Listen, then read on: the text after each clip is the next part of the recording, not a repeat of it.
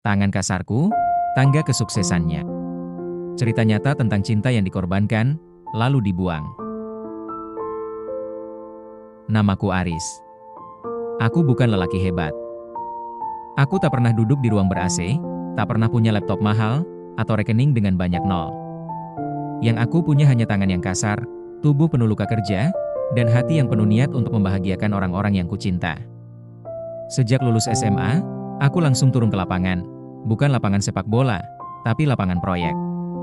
Tempat para kuli seperti aku membangun gedung-gedung megah untuk orang-orang yang bahkan tak tahu siapa yang meletakkan pondasinya. Aku jadi kuli bangunan. Pilihanku sendiri. Aku ingat saat teman-teman lain sibuk mendaftar kuliah, aku malah mencari proyek harian.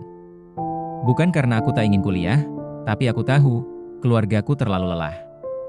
Ayah hanyalah buruh tani dengan pendapatan tak tentu arah. Ibu kadang membantu mencuci baju tetangga demi sekilo beras. Bagaimana aku tega menambah beban mereka dengan biaya kuliah?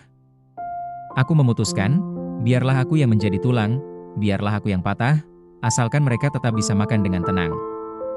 5 tahun hidup dalam adukan semen dan debu bangunan. Kadang jatuh dari tangga, kadang kena paku, kadang pulang dengan punggung lebam. Tapi aku kuat. Aku tahan. Karena aku hidup dengan satu doa, semoga Tuhan mempertemukanku dengan seseorang yang bisa kucintai dan mencintai aku apa adanya. Dan doaku dijawab. Namanya Sari. Gadis desa, sederhana, pendiam. Matanya teduh, dan senyumnya, senyumnya seperti selimut untuk lelahku. Kami bertemu tak sengaja di warung makan. Ia guru honorer. Kami bicara tentang hidup, tentang kesederhanaan, tentang mimpi yang kadang terasa jauh. Dia bilang dia ingin jadi guru tetap, tapi tak yakin bisa kuliah karena biaya. Aku langsung tahu, dia adalah seseorang yang juga sedang berjuang. Kami pun jatuh cinta. Tak ada bunga, tak ada hadiah. Cinta kami dibangun dengan nasi bungkus, bon warung, dan janji tulus di bawah langit malam. Kami menikah di rumah, dengan tenda pinjaman dan baju sewaan. Tapi hati kami hangat. Dan kami bahagia. Sangat bahagia. Suatu hari, ia berkata pelan saat kami duduk di lantai rumah kontrakan, "Mas, aku ingin kuliah. Supaya nanti bisa jadi guru tetap, bisa bantu keuangan keluarga kita." Aku genggam tangannya dan menjawab, "Kuliah saja, Dik. Biayanya biar aku yang urus." Mulai saat itu, aku bekerja lebih keras. Proyek demi proyek kuambil.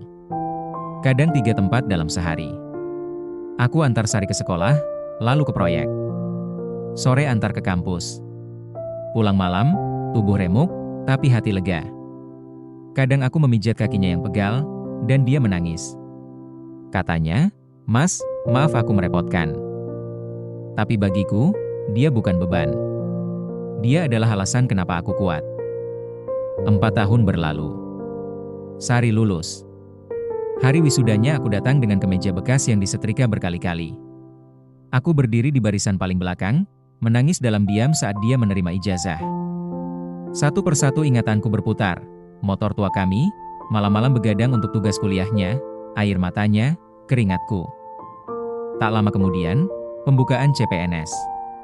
Aku antarkan Sari daftar, dan alhamdulillah Sari lolos. Aku menangis paling kencang saat pengumuman datang. Malam itu kami bersujud syukur. Dia peluk aku erat-erat, dan berbisik, "Mas, semua ini karena kamu." Tahun pertama jadi PNS, ekonomi kami mulai membaik. Bisa beli sepeda motor baru. Rumah kami dicat. Lemari dibeli. Hidup tak lagi sesak. Sari juga mulai sibuk. Katanya banyak rapat, seminar, komunitas guru dan lain sebagainya. Aku tak mengeluh. Aku percaya dia. Tapi, pelan-pelan ia berubah. Ia tak mau lagi diantar. Katanya malu. Katanya ingin mandiri.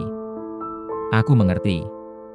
Tapi aku juga mulai merasakan, rumah ini jadi sunyi. Ia pulang malam. Kadang tidak makan malam bersamaku. Jika kuajak bicara, jawabnya pendek. Jika ku peluk, ia hanya diam. Aku mulai merasa seperti orang asing di rumahku sendiri. Lalu malam itu datang.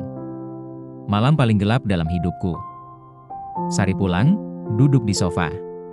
Wajahnya datar, dingin. Lalu ia berkata, "Mas, aku mau cerai." Dunia berhenti.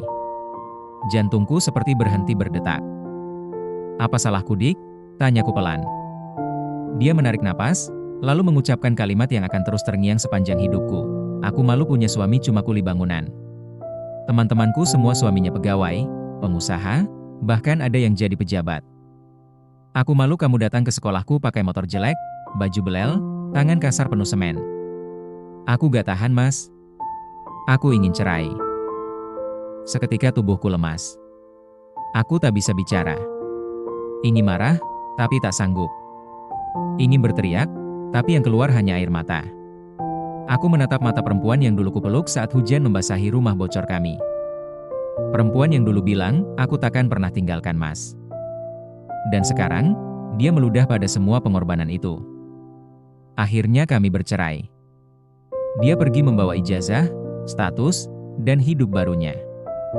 Aku tinggal sendiri di rumah itu. Kamar masih ada bau parfumnya. Gantungan baju masih tergantung. Tapi rasanya hampa. Aku tidur sambil memeluk bantal yang dulu dia pakai. Makan sendirian. Kadang masih kubuka foto kami saat akad. Aku mencoba kuat. Tapi jujur, hatiku hancur. Hancur total. Sekarang aku masih bekerja sebagai kuli bangunan. Tapi rasanya sudah tak sama. Bukan tubuhku yang lelah, tapi hatiku yang tak berhenti menangis. Kadang aku menatap tanganku, tangan yang dulu membangun masa depan untuknya, dan bertanya dalam hati, "Kenapa kau tega membuangku, setelah semuanya kuberikan?" Tapi hidup harus terus berjalan. Meski langkahku tersop. Meski hatiku masih luka. Aku belajar satu hal. Tidak semua orang yang kau bantu mendaki, akan mengajakmu naik bersama. Kadang mereka justru mendorongmu jatuh, setelah sampai di puncak. Dan disitulah aku berada sekarang. Di bawah. Sendiri. Dengan tangan yang kasar. Dan hati yang tak lagi utuh.